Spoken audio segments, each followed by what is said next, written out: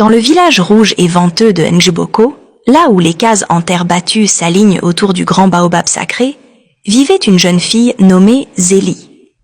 Elle avait grandi dans la poussière et les chants du vent, belle et mystérieuse, avec une peau d'ébène lisse et des yeux profonds comme l'eau noire d'un puits.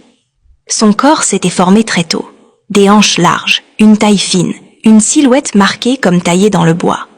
Son pas attirait les regards, même ceux qu'elle aurait préféré fuir. Mais derrière cette beauté éclatante, Zélie portait un mal silencieux, profond, inexplicable. Depuis l'âge de 15 ans, elle ressentait une agitation incontrôlable chaque fois qu'un homme posait les yeux sur elle. Qu'il s'agisse d'un jeune du village ou d'un vieillard perclus, son cœur s'emballait, ses mains devenaient moites, ses jambes tremblaient sans qu'elle puisse comprendre pourquoi. Elle avait honte de ce feu intérieur, mais elle ne savait pas comment l'éteindre. Sa mère, Mama Kezia, une femme mince et austère, toujours vêtue d'un pagne sombre et coiffée de foulards serrés, ne comprenait pas ce que vivait sa fille. Elle criait, elle suppliait, elle l'emmenait dans toutes les églises et chez tous les guérisseurs des environs. Mais rien ne changeait. Zélie pleurait, promettait de se contrôler, jurait d'être forte, mais son corps la trahissait encore et encore.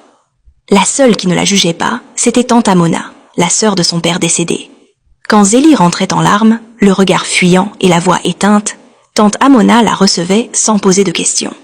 Elle l'installait dans un coin tranquille, lui servait une tisane amère et l'enveloppait dans un pagne chaud, comme si elle voulait la protéger du monde entier. « Ce n'est pas toi le problème, mon enfant », lui murmurait-elle. « Quelqu'un t'a mise dans cet état. » Mais le village, lui, ne murmurait pas.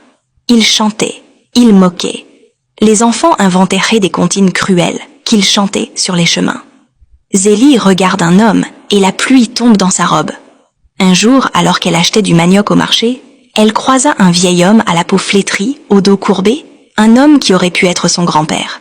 Elle baissa les yeux, tenta de l'ignorer, mais déjà son souffle se brisait, ses mains tremblaient, et malgré elle, ses pas l'emmenèrent derrière un abri. Lorsqu'elle réapparut, décoiffée et confuse, une vendeuse s'écria haut et fort devant tout le monde. Même les vieillards, elle ne leur dit pas non. Cette nuit-là, Zélie ne dormit pas. Allongée sur sa natte, les yeux ouverts dans l'obscurité, elle sentit que quelque chose devait changer.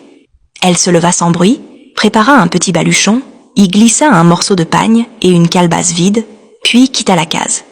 Elle marcha sans se retourner, sans savoir où elle allait, mais avec la certitude qu'elle ne pouvait plus rester.